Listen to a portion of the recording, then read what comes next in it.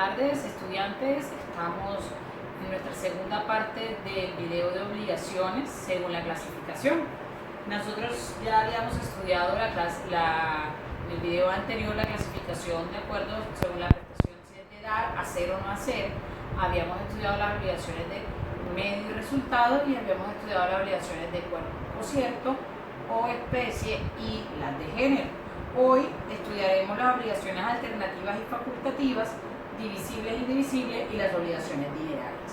En este momento pasamos a estudiar nuestras obligaciones alternativas y las facultativas.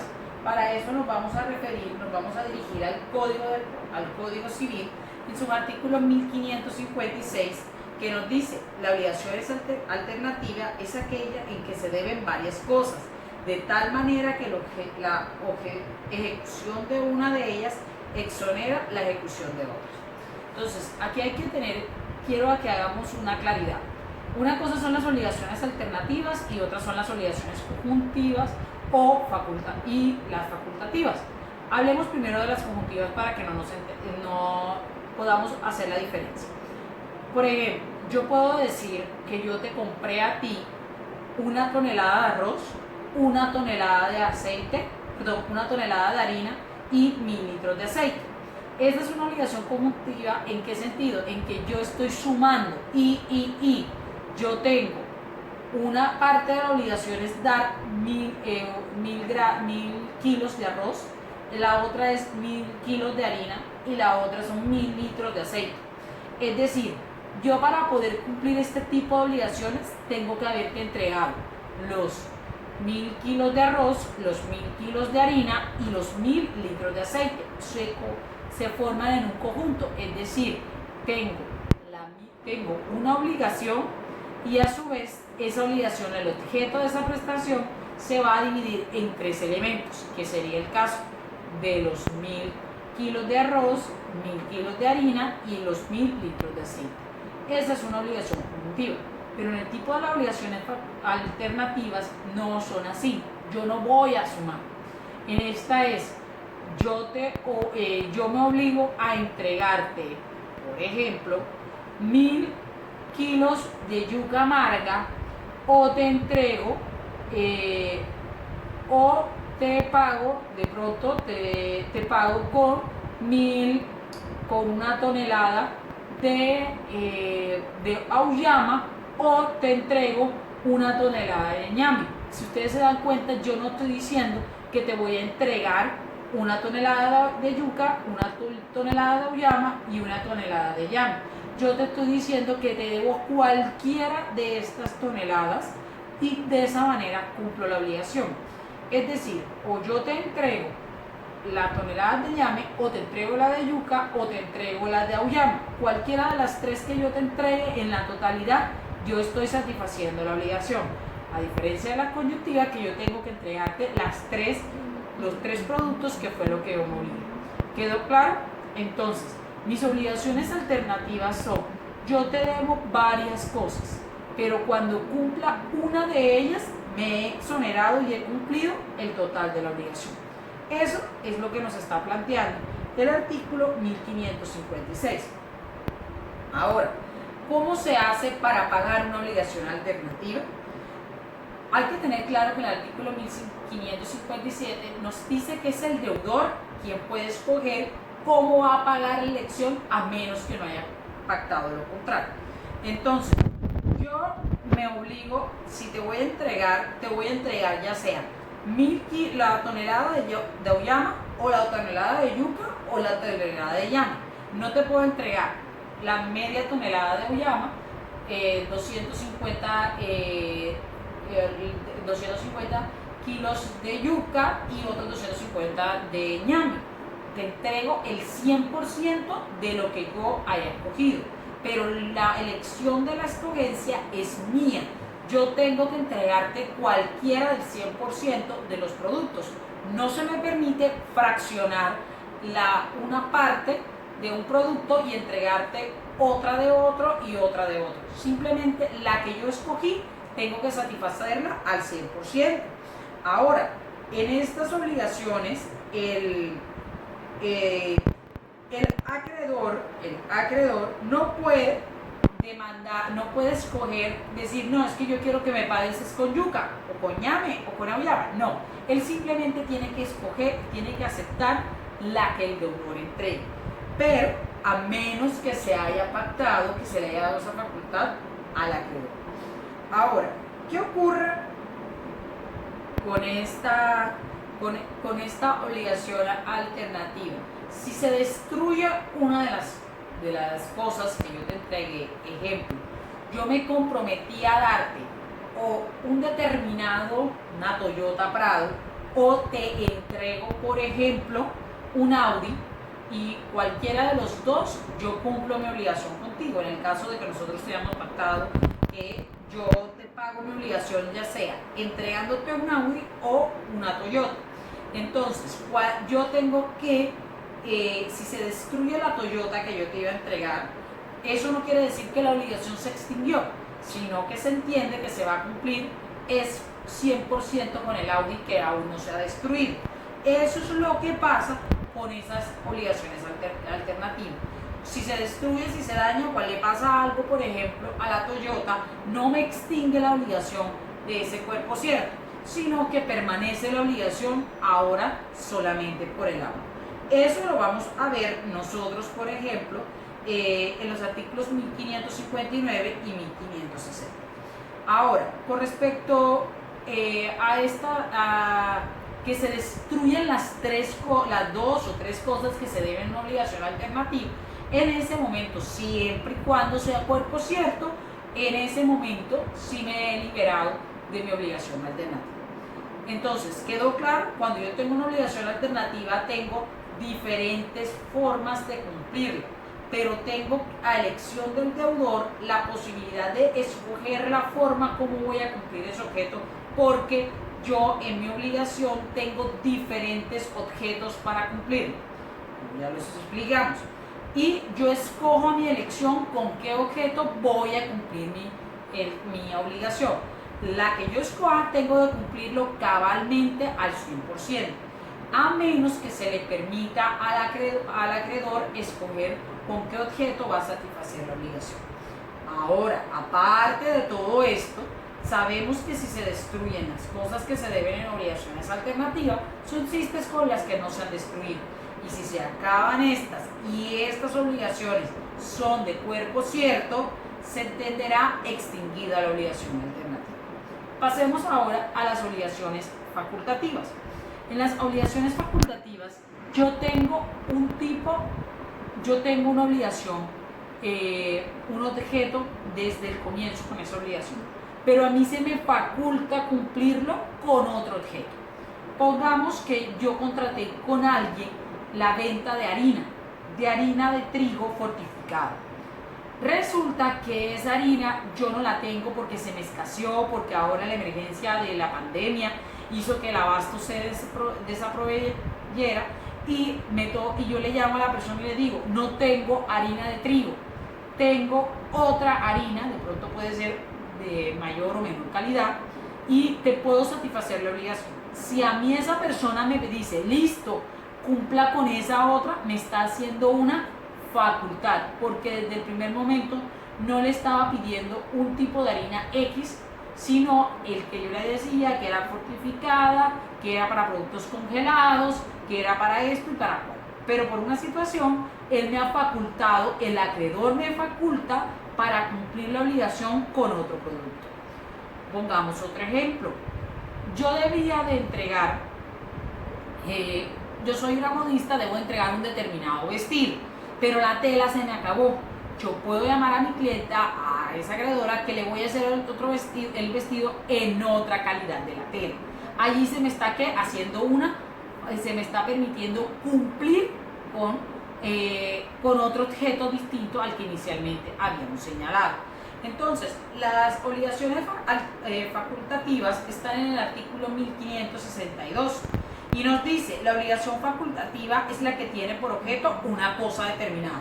Era de tipo de harina XY, pero concediéndose al deudor la facultad de pagar con esta cosa o con otra que se designe.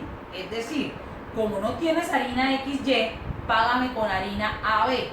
Y de esa manera satisfacemos nuestra obligación. Esa es una obligación facultativa. Esta obligación facultativa, el acreedor no tiene derecho a pedir la cosa que el deudor no estaba directamente obligado. Es decir, yo le puedo decir a mi acreedor, a mi deudor, no le puedo pedir otra cosa en caso de incumplimiento que la primera, que era la que él directamente se había obligado conmigo. Y sobre esa es la que yo voy a hacer la ejecución. Ahora, cuando yo tengo una obligación que puede ser facultativa o puede ser alternativa, yo voy a entender siempre que la obligación es alternativa. Es decir, que el deudor se le ha permitido satisfacer su obligación con cualquiera de los 2 o 3 o 4 objetos determinados al comienzo. Es también importante mirar lo que nos dice el Código General del Proceso con respecto a las obligaciones alternativas. Si la obligación es alternativa, nos dice el artículo 429, y la elección corresponde al deudor, deberá pedirse en la demanda que el mandamiento ejecutivo se libere la forma alternativa que en el título la ley establece, manifestando cuál prefiere el ejecutante. En el mandamiento ejecutivo ordenará al ejecutado que dentro de los 5 días siguientes a la notificación cumpla la que le dijo. Si no cumpliere ninguna en ella, el proceso se continuará con la obligación que escogiera el ejecutante. Es decir, imaginémonos que tenemos una obligación facultativa, alternativa, en la cual yo le digo a mi acreedor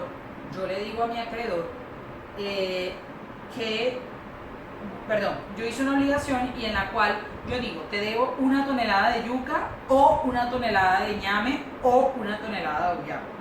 Cuando voy a hacer el proceso ejecutivo, yo acreedor tengo que decirle a mi deudor en la demanda que yo prefiero que me cumpla con yuca. ¿Quedó claro? El juez, cuando emite el mandamiento ejecutivo, le permite durante los 5 días siguientes a que el deudor cumpla con la obligación, con el objeto que a él más le convenga.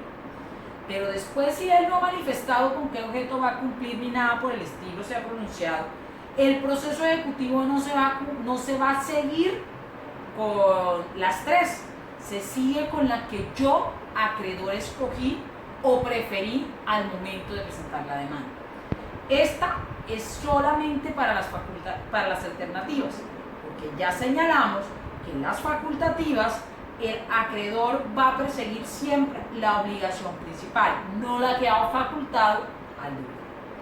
De esta manera, nosotros damos por terminado el estudio de las obligaciones alternativas y facultativas. Sigan la lectura que les dejé en la plataforma. Pasemos a las obligaciones divisibles e indivisibles. Estas las vamos a encontrar en el artículo 1581. Las obligaciones divisibles e indivisibles en el artículo 1581 nos dice: la obligación es divisible o indivisible, según tenga o no tenga por objeto una cosa susceptible de división, sea física, intelectual o cuota. Si la obligación de conceder una servidumbre de tránsito o el de hacer construir una casa son indivisibles, la de pagar una suma de dinero es divisible. Entonces, en este tipo de obligaciones, lo que vamos a darnos cuenta es si yo puedo dividir el objeto de mi obligación físicamente o intelectualmente o por cuotas, yo estaré en presencia de una obligación divisible. Mientras que si yo no lo puedo hacer, estoy en presencia de una obligación indivisible. Para mí, después de haber estudiado algunas cosas, puedo concluir que todas las obligaciones de dar siempre serán divisibles, porque yo puedo dividir intelectualmente mi derecho de propiedad y decir que a una persona le entrego el 50% del derecho de propiedad, a otra le concedo el 20%, a otra le concedo el 15% y a otra le concedo el 7.5%, a otra le concedo el 5% y a otra le concedo el 2.5%. He dividido mi derecho de propiedad en alícuotas porcentuales. O puedo decir que mi derecho de propiedad se lo entrego a 4 personas y cada una de ellas va a tener una cuota intelectual del 25% del derecho de mi derecho de propiedad. Es decir, estoy hablando de una obligación divisible, tanto física como intelectualmente, cualquiera de las dos, la que ustedes vean, porque hay cosas, por ejemplo, un apartamento en una propiedad,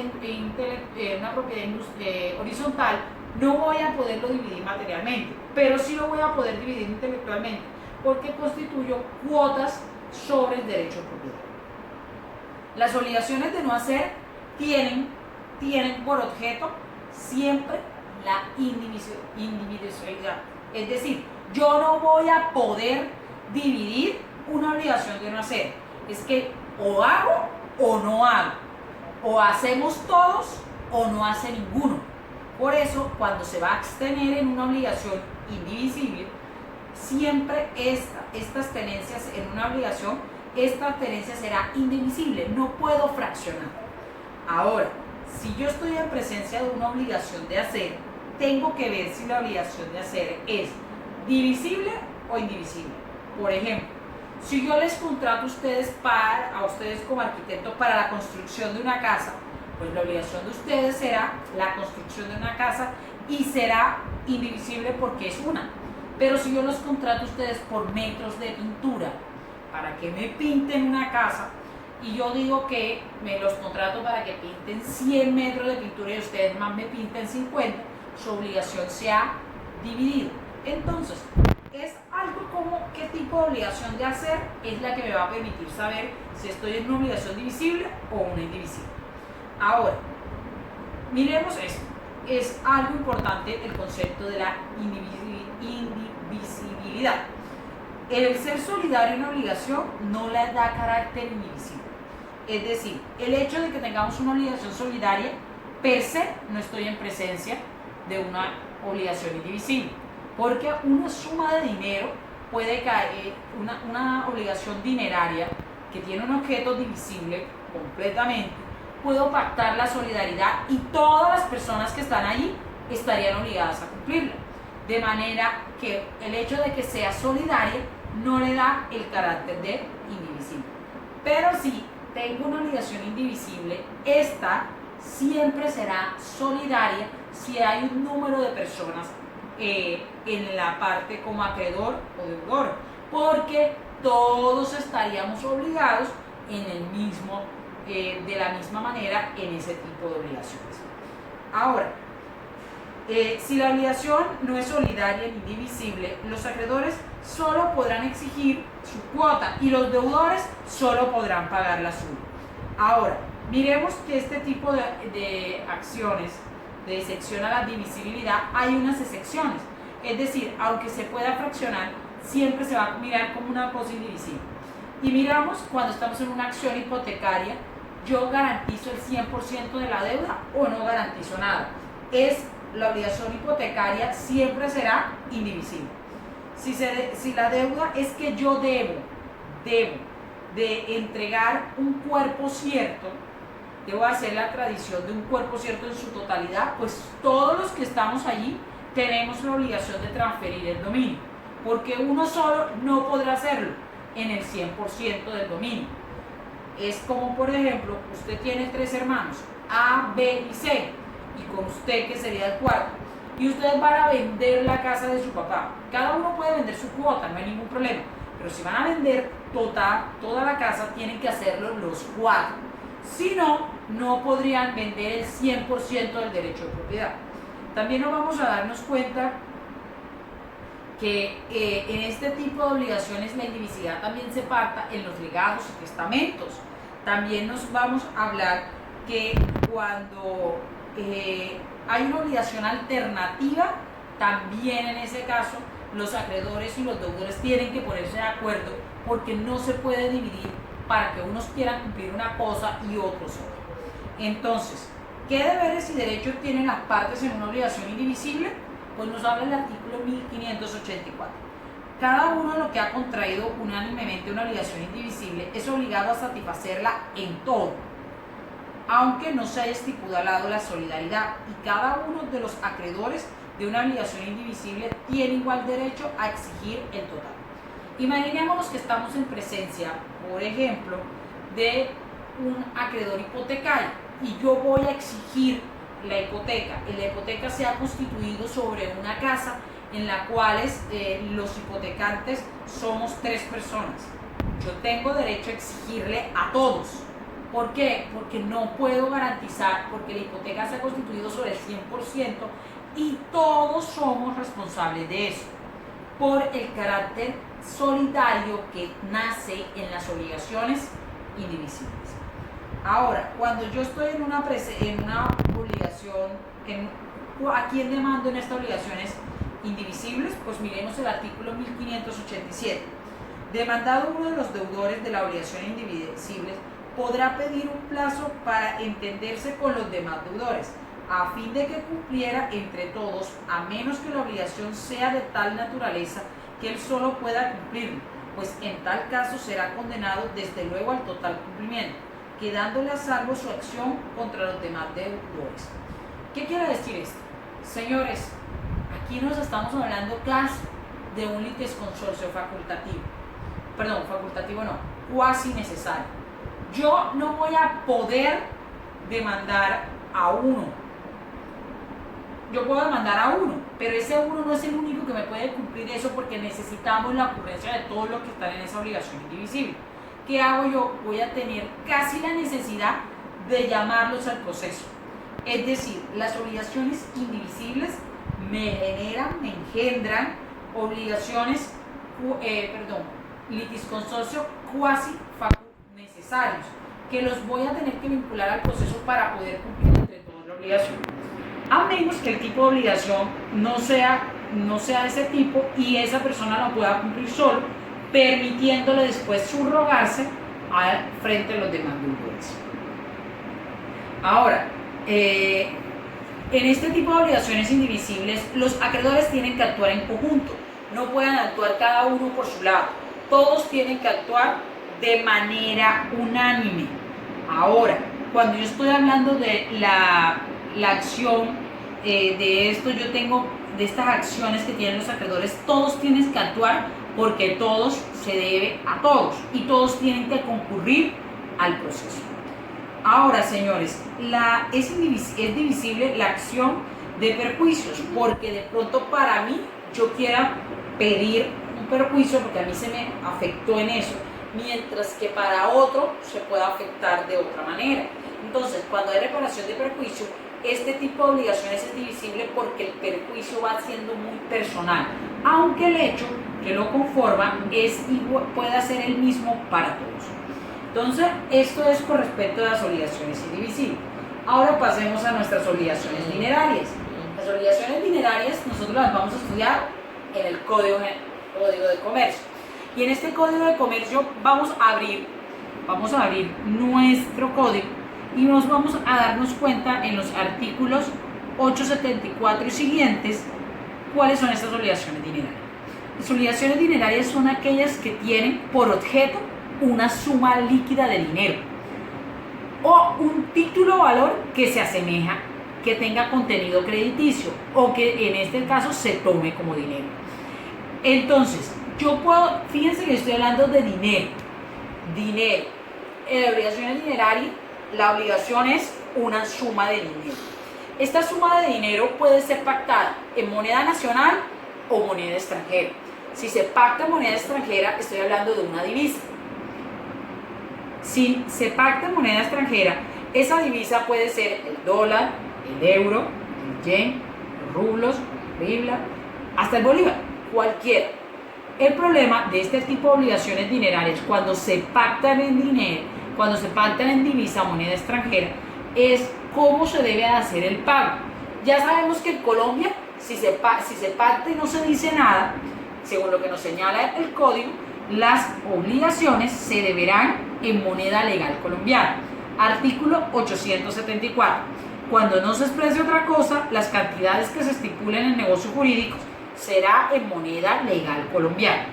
La moneda nacional que tenga poder liberatorio al momento del pago se tendrá como equivalente a la pactada, cuando no se halle en circulación al tiempo de pago.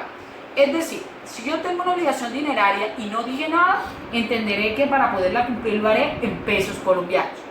Sin embargo, nos sigue diciendo el artículo, las obligaciones que se contraigan en moneda extranjera se cubrirán en la moneda de la divisa estipulada si fuera legalmente posible, o en caso contrario se cubrirán en moneda nacional colombiana conforme a las prescripciones legales vigentes al pago. Es decir, usted sacó una tarjeta Visa, y esa tarjeta le dieron un cupo en dólares. Su obligación dineraria es en una moneda extranjera o divisa. Esa moneda extranjera, cuando usted vaya a hacer el pago de esa obligación, usted lo puede hacer de dos formas. O lo puede hacer en moneda nacional, pero al cambio de esa moneda nacional al momento de hacer el pago. O puede hacerla en moneda extranjera si es permitido o está legalmente vigente esa moneda al momento de hacer el pago. Eso nos lo señala el artículo 874. También se nos dice en estas obligaciones dinerarias que podemos hacer pago en títulos valores de contenido crediticio. Es decir, aquellos que el derecho que se incorpora sea dinero. Ejemplo, en letras, pagaré, cheque, facturas. Miremos, la entrega de letras, cheques, pagaré y demás títulos valores de contenido crediticio por una obligación anterior valdrán como pago de esta si no se estipulare otra cosa, pero llevará implícita la condición resolutoria del pago en los casos que el instrumento sea rechazado o no sea descargado de cualquier manera. Esto lo señala el artículo 882. ¿Y qué nos está diciendo este artículo? Pues algo muy sencillo. Usted puede pagar sus obligaciones dinerarias en títulos valores representativos de dinero, letras, cheques, pagaré, entre otros. Pero ese pago va sometido ¿a qué? A una condición resolutoria. En caso de que ese cheque, esa letra o ese pagaré no sea descargado adecuadamente, a usted, mis queridos señores, ese pago se resuelve. Es decir, es como si se extinguiera, como si no hubiese pagado la obligación que le debe. Eso es lo que se refiere al pago de obligaciones dinerarias con títulos valores. Pero también cuando estamos hablando de obligaciones dinerarias, tenemos que hablar del asunto de los intereses. Los intereses no es otro tipo de obligación. Los intereses hacen parte de las obligaciones dinerarias y son en el Código de Comercio naturales a ellas. En el Código Civil se miran de otra manera. Pero para hablar de los intereses tenemos que recordar nuestra clase de bienes que nos dice que los intereses son el fruto del dinero. Pero ¿a qué fruto se está refiriendo? Aquí es necesario entender que hay dos clases de intereses. Intereses a plazo, que son esos frutos civiles que ustedes estudiaron en bienes, e intereses a mora, que son la sanción que impone el Código Civil a las obligaciones dinerarias cuando no se honraron en el tiempo que se debían de honrar. Es decir, si a usted no le paga, usted no pagó en ese tiempo, a usted lo van a sancionar teniendo que pagar los frutos que debió de generar ese dinero desde ese momento hasta el final. Entonces, aquí ya hemos visto que hay dos clases de intereses: a plazos o remuneratorios, que son el fruto civil, e intereses moratorios. Los intereses moratorios se entienden intereses a acción, los intereses a plazo o remuneratorios son los frutos civiles producidos por el tiempo en el dinero. Ahora, estos intereses pueden ser legales o pueden ser convencionales. Miremos este caso, miremos este cuadro. Los intereses hay legales y hay convencionales. Los legales son lo que la ley estipula en sus artículos, en los artículos que vamos a leer a continuación. Y los convencionales son lo que las partes de la obligación han convenido para cobrar en caso. Es decir, que yo voy a tener intereses legales a plazo o legales a mora, o convencionales a plazo o convencionales a mora. Pero los intereses no se regulan de la misma manera en el Código Civil que en el Código de Comercio. En el Código Civil, en el artículo 16, 17 nos señala a nosotros que los intereses moratorios, el interés moratorio será el 6% efectivo anual. Nos dice indemnización de mora en obligaciones de dinero. Si la obligación es de pagar una cantidad de dinero, la indemnización de perjuicios por mora, es decir, por el retardo en el cumplimiento, se sujeta a la siguiente regla.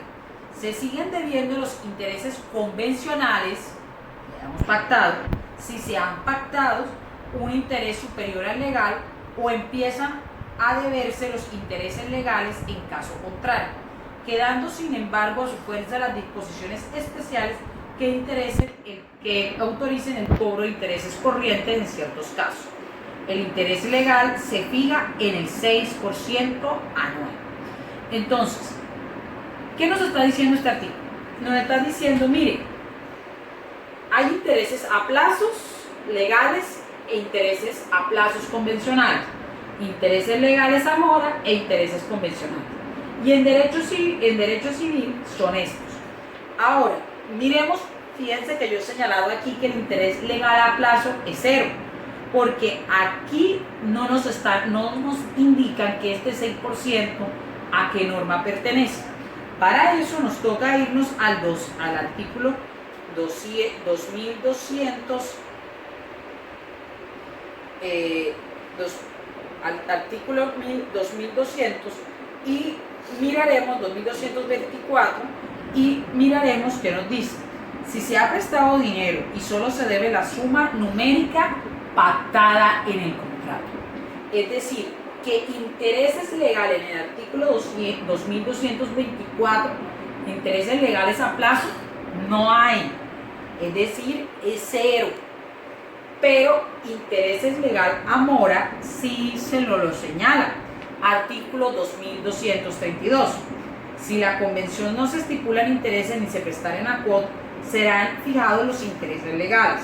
El interés legal se fija en un 6% efectivo anual. ¿Quedó claro? Entonces, por el artículo 2224, el interés a plazo34 en obligaciones civiles es 0. Pero el interés legal moratorio por el artículo 2234 es el 6% efectivo anual. Pero se nos permite a nosotros convenir nuestros intereses a plazo. Es decir, podemos nosotros señalar una convención y pactar nuestros intereses. Entonces, ¿qué nos dice o qué nos señala estas normas? Nos dice de la siguiente manera. Ahora,